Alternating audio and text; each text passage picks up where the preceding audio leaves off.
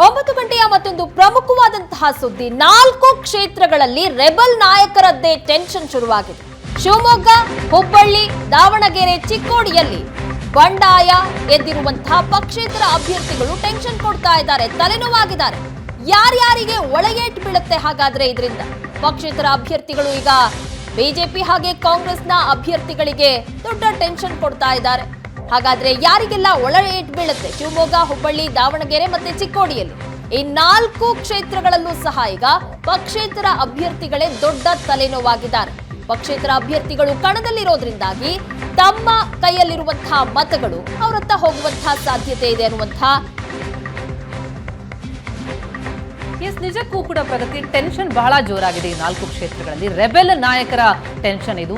Ticket ಆಕಾಂಕ್ಷಿಯಾಗಿದ್ದವರು ticket ಸಿಗಲಿಲ್ಲ ಅನ್ನೋ ಕಾರಣಕ್ಕೆ ಪಕ್ಷೇತರ ಅಭ್ಯರ್ಥಿಯಾಗಿ ಕಣಕ್ಕಿಳಿದಿದ್ದಾರೆ ಈ 4 ಕ್ಷೇತ್ರಗಳಲ್ಲಿ. ಹಾಗಾಗಿ ರಾಷ್ಟ್ರೀಯ ಪಕ್ಷಗಳ ಪಾಲಿಗೆ ಇದು ಬಹಳ ದೊಡ್ಡ ಟೆನ್ಷನ್ ಅನ್ನ ಹುಟ್ಟಾಕ್ತಾ ಇದೆ.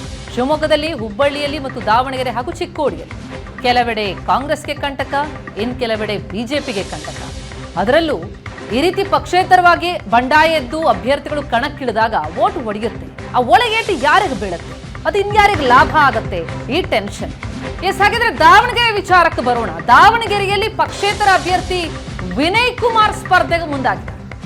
ಬಿಜೆಪಿ ಕಾಂಗ್ರೆಸ್ಗೆ ಕಂಟಕವಾಗ್ತಾ ಇದ್ದಾರೆ ಜಿಬಿ ವಿನಯ್ ಕುಮಾರ್. ಕಾಂಗ್ರೆಸ್ಗೆ ಪಕ್ಷೇತರ ಅಭ್ಯರ್ಥಿ ವಿನಯ್ ಕುಮಾರ್ ಕಂಟಕ. ಅಹಿಂದ ಮತದ ಮೇಲೆ ವಿನಯ್ ಕುಮಾರ್ ಕಣ್ಣಿಟ್ಟಿದ್ದಾರೆ. ಕಾಂಗ್ರೆಸ್ ಟಿಕೆಟ್ನ ಆಕಾಂಕ್ಷಿಯಾಗಿದ್ರು ಟಿಕೆಟ್ ಸಿಗಲಿಲ್ಲ ಅಂತ ಬಂಡಾಯ ಎದ್ದು ಪಕ್ಷೇತರ ಅಭ್ಯರ್ಥಿಯಾಗಿ ಕಣದಲ್ಲಿದ್ದಾರೆ. ಕುರುಬ, ಮುಸ್ಲಿಂ, SC/ST ಮತ ಸೆಳೆಯೋದಕ್ಕೆ ವಿನಯ್ ಕುಮಾರ್ ಪ್ಲಾನ್ ಮಾಡಿದ್ದಾರೆ. ಗ್ರಾಮೀಣ ಮತದಾರರನ್ನ ಸೆಳೆಯೋದಕ್ಕೆ ವಿನಯ್ ಕುಮಾರ್ ಕಸರತ್ತನ್ನು ನಡೆಸ್ತಾ ಇದ್ದಾರೆ. ವಿನಯ್ ಅಹಿಂದ ಮತಗಳನ್ನ ಹೆಚ್ಚೆಚ್ಚು ಸೆಳೆದು ಬಿಟ್ಟರೆ ಅದು ಕಾಂಗ್ರೆಸ್ಗೆ ನಷ್ಟ ಆಗುತ್ತೆ. ಹೀಗಾಗಿ ಬಿಜೆಪಿ ಕೂಡ ವಿನಯ್ ಕುಮಾರ್ ನಡೆ ಏನು ಅನ್ನೋದನ್ನ ಗಮನಿಸ್ತಾ ಇದೆ. ಪಕ್ಷೇತರ ಅಭ್ಯರ್ಥಿ ಕಣಕ್ಕಿಳಿದಾಗ ಅದು ಯಾರಿಗೆ ಹೊಡೆತ ಕೊಡಬಹುದು ಅನ್ನೋದನ್ನ ಊಹಿಸೋದು ಸ್ವಲ್ಪ ಕಷ್ಟ ಆಗತ್ತೆ. ಆದ್ರೆ ಇಲ್ಲಿ ಗಮನಿಸ್ತಾ ಹೋದ್ರೆ ಅಹಿಂದ ಮತಗಳತ್ತ ಬಹಳ ಟಾರ್ಗೆಟ್ ಮಾಡಿ ಅದನ್ನ ಸೆಳೆಯುವ ಪ್ರಯತ್ನವನ್ನ ಈ ಪಕ್ಷೇತರ ಅಭ್ಯರ್ಥಿ ವಿನಯ್ ಕುಮಾರ್ ಮಾಡ್ತಾ ಇರುವ ಹಿನ್ನೆಲೆಯಲ್ಲಿ ಪ್ರಭಾ ಮಲ್ಲಿಕಾರ್ಜುನ್ಗೆ ಈಗ ಕಂಟಕ ಶುರುವಾಗಿದೆ.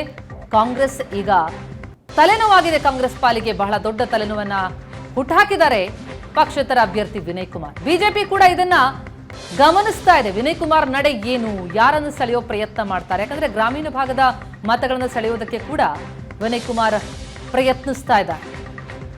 ಟಿಕೆಟ್ ಆಕಾಂಕ್ಷಿಯಾಗಿದ್ರು, ಕಾಂಗ್ರೆಸ್ನಿಂದ ಟಿಕೆಟ್ ಸಿಗುತ್ತೆ ಅನ್ನುವಂತಹ ವಿಶ್ವಾಸದಲ್ಲಿದ್ರು. ಆದ್ರೆ ಪ್ರಭಾ ಮಲ್ಲಿಕಾರ್ಜುನ್ ಪಾಲಾಯಿತು ಕಾಂಗ್ರೆಸ್ನ ಟಿಕೆಟ್. ಹೀಗಾಗಿ ಬಂಡಾಯ ಗೆದ್ದು ಕಣಕ್ಕಿಳಿದಿದ್ದಾರೆ. ಇದರ ಒಳ ಏಟು ಯಾರಿಗೆ ಬೀಳುತ್ತೆ, ಹೇಗೆ ಬೀಳುತ್ತೆ, ಅದರ ಫಲಿತಾಂಶ ಏನಾಗುತ್ತೆ ಅನ್ನೋದು ಈಗ ಸದ್ಯ ಕುತೂಹಲಕ್ಕೆ ಕಾರಣ ಆಗಿದೆ.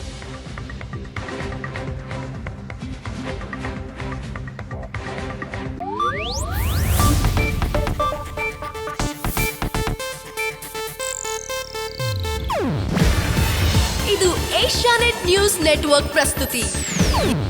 ನೀವು ನೋಡ್ತಿದ್ದೀರಾ ಏಷ್ಯಾನೆಟ್ ಸುವರ್ಣ ನ್ಯೂಸ್.